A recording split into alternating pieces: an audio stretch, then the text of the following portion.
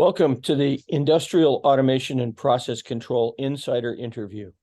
I am your host, Walt Boyes, editor and publisher of the Insider and principal at Spitzer & Boyes, LLC. Today we have with us Brian Gardner and Roger VanNuis from Sales Process 360. We're going to be talking about customer relationship management, or CRM, and sales process automation, which I think is a better term for it. Before we get started, Brian, why don't you tell me a little about yourself and what made you do Sales Process 360?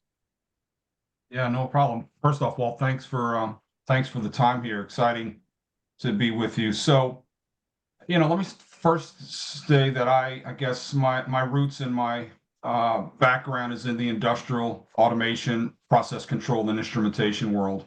I grew up in that business, in a family business along the Gulf Coast, calling into chemical plants, refineries, pulp and paper, oil and gas marketplace, selling the breadth of manufacturers in the process control.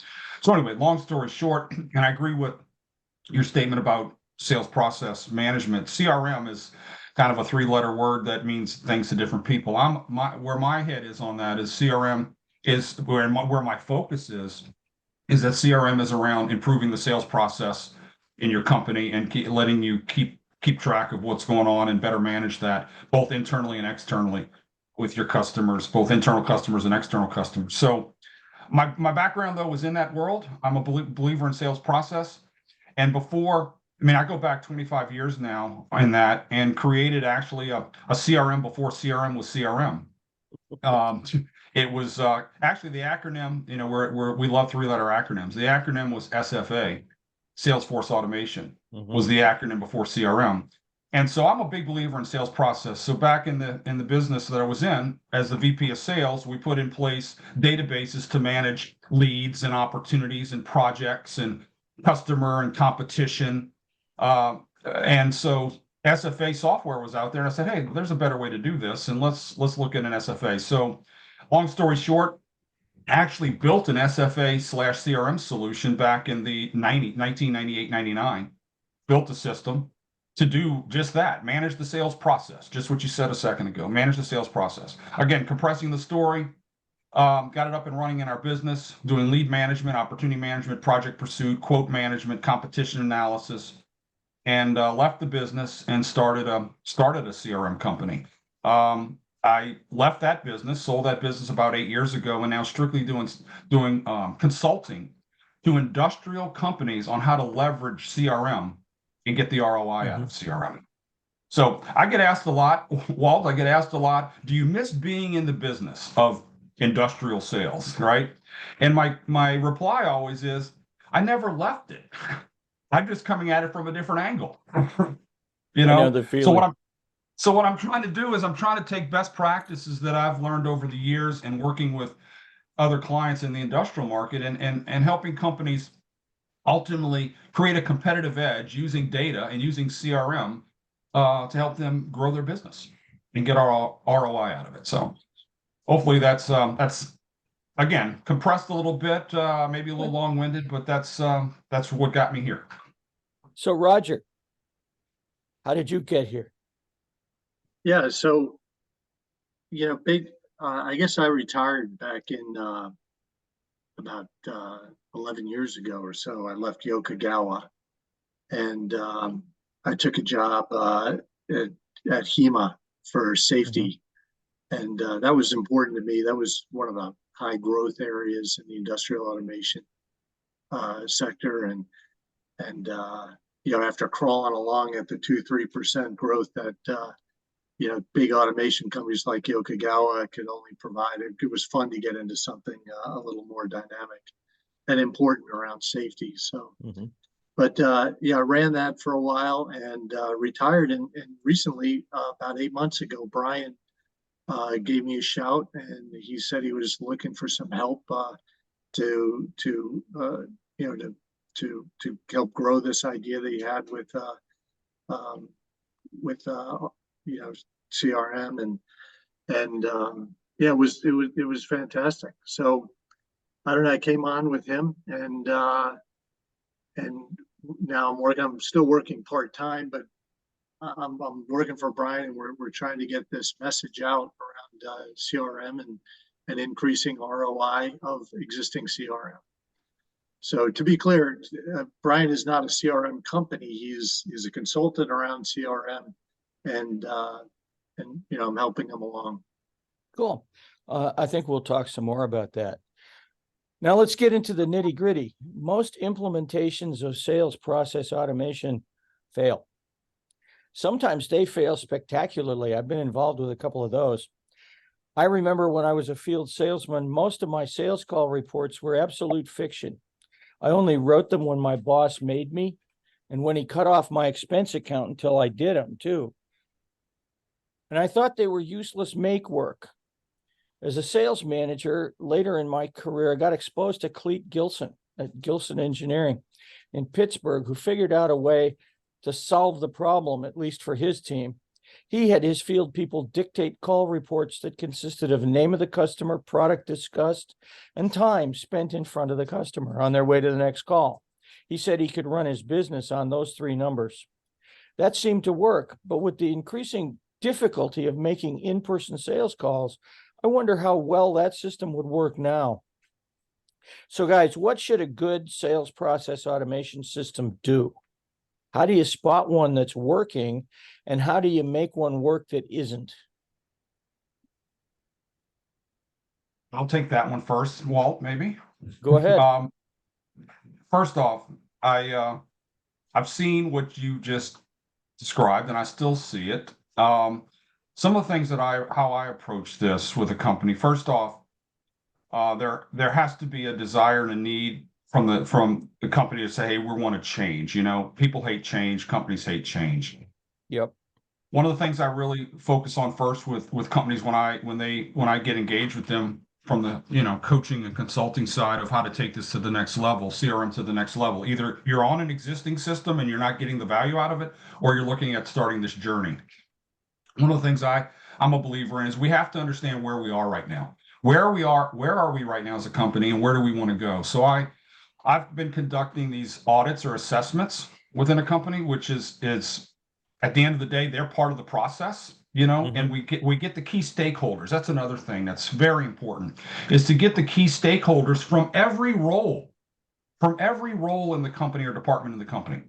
You just mentioned a second ago about your call reports. Well, that's only one role. That's the outside sales role. Okay. You've got a company, an industrial sales company has so many different touch points of the customer.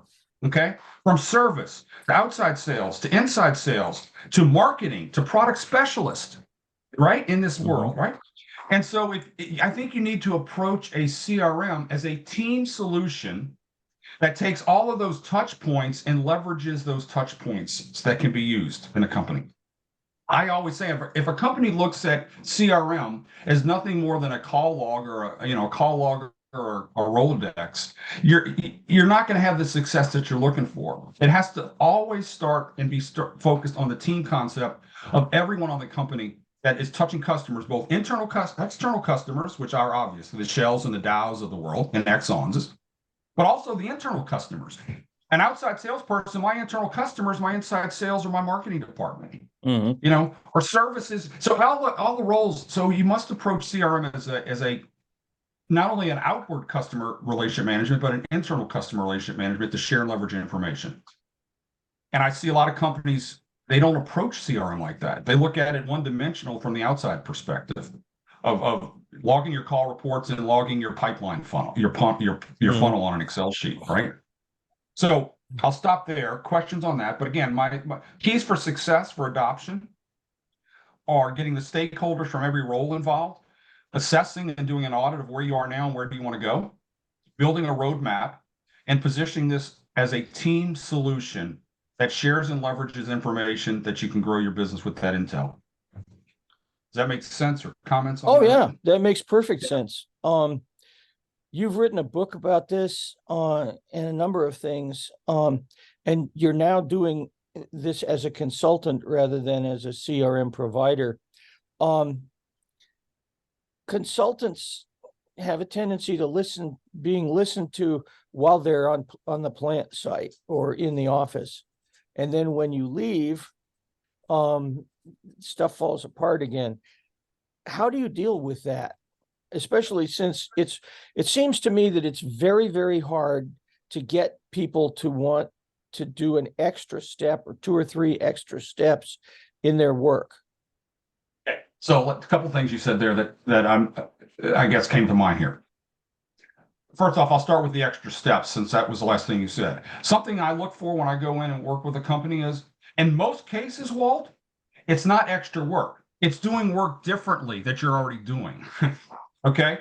Example. All right. So instead of filling out that call report on an Excel sheet or dictating it somewhere, well, do that in a CRM or dictate it on your mobile phone into CRM.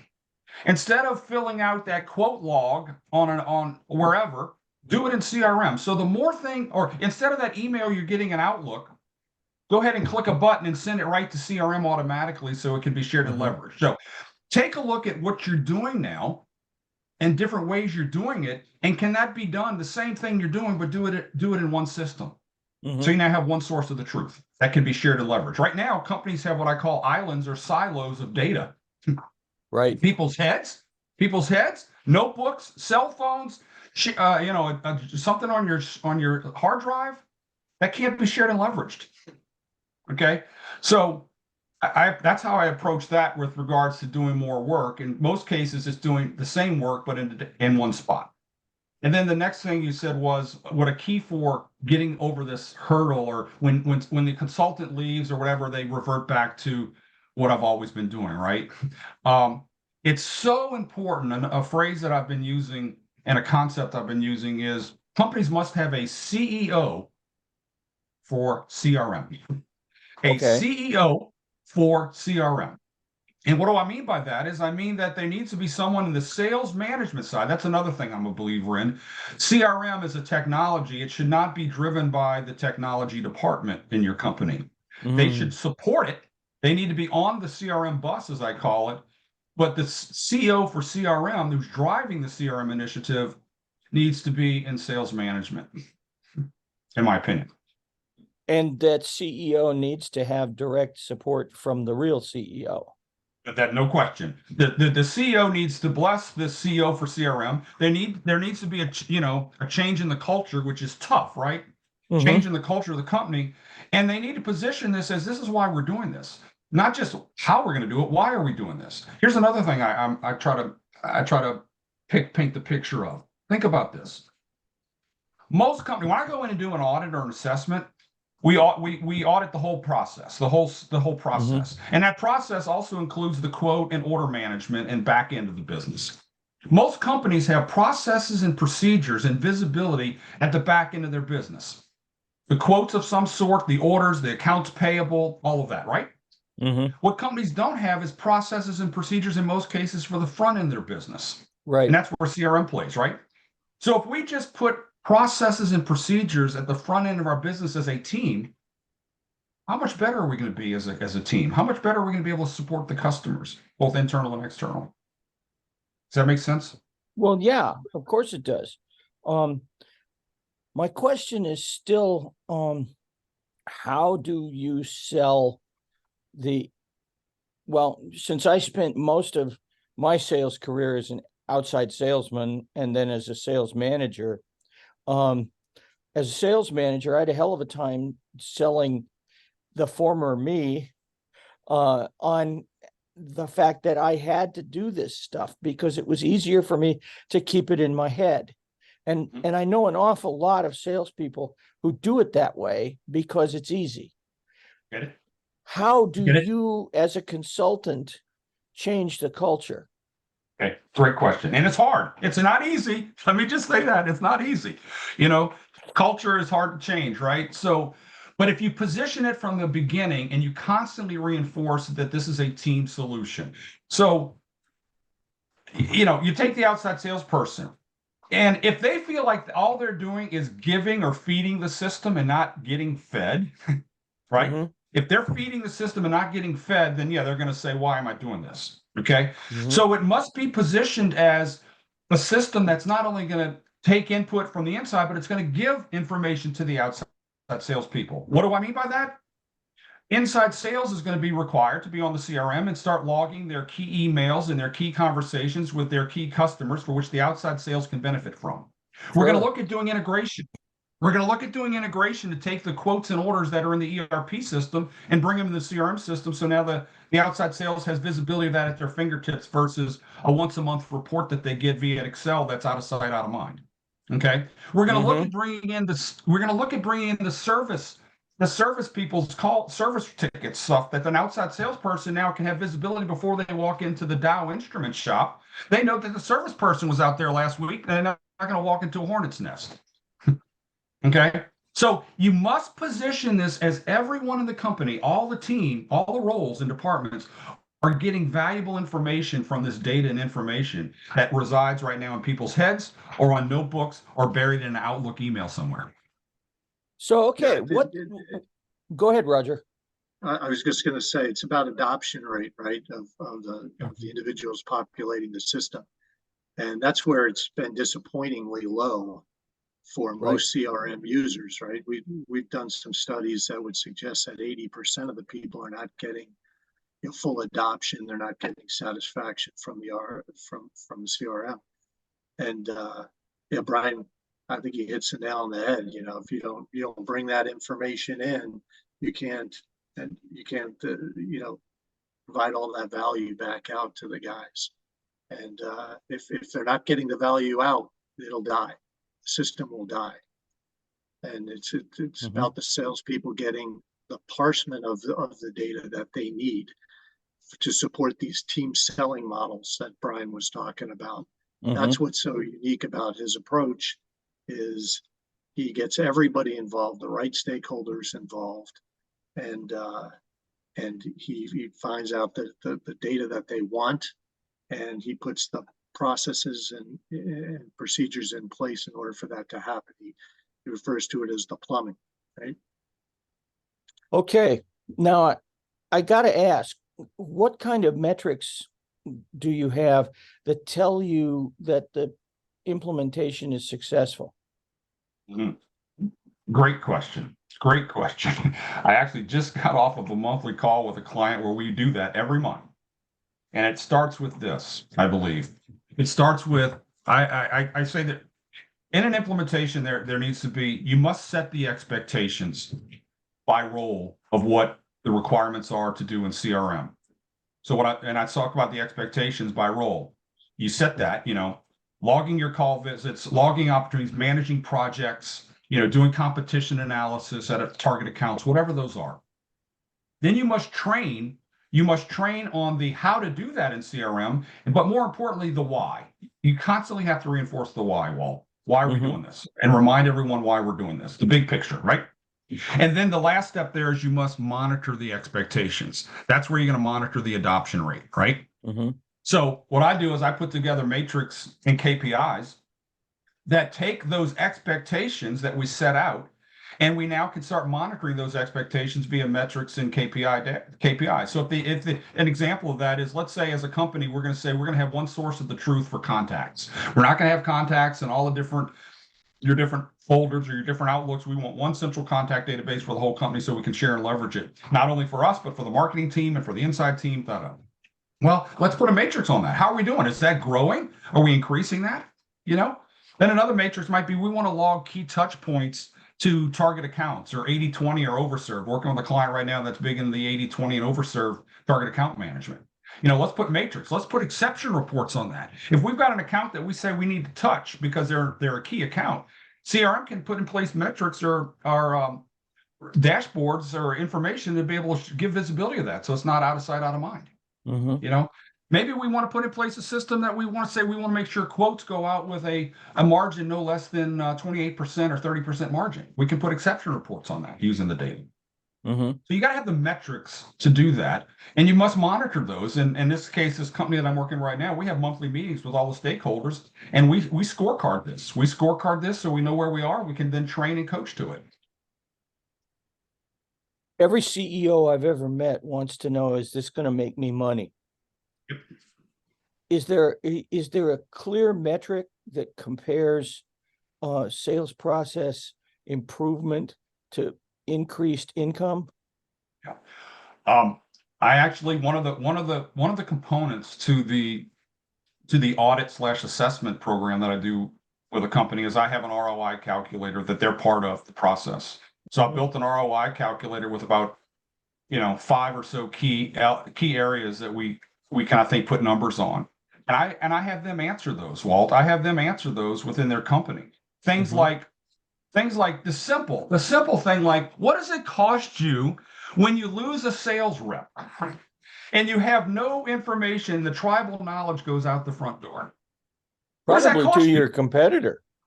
Yeah. Right, to your competitor, Exactly. but you have no roadmap for the new person you bring in. And so now you're spinning your wheels, and then the eyes of the customer, what does that look like as far as the company and its organization? So I've had companies, one of my first clients ever, 25 years ago, a company called Crane Engineering up in Wisconsin. Okay. Mark Schwai at the time, the CEO, told me point blank. He said, Brian, I can justify CRM by losing 1 to 1.5 salespeople a year. When I lose 1 to 1.5 salespeople, because I had before CRM, I have no knowledge and no roadmap of what in the world's going on. It's in someone's head and it's gone. And when I look at the dollars that's cost me when that person leaves, what does that cost me? But again, Yeah. we don't have the time to go through all those. Another big one is that I find in most cases when I have the company go through an ROI calculator and we look at the cost, if we typically every company I've ever done this with, if they can increase sales a little less than 1%, so let's use 1%. If we can increase sales 1%, you paid for typically CRM. 1%.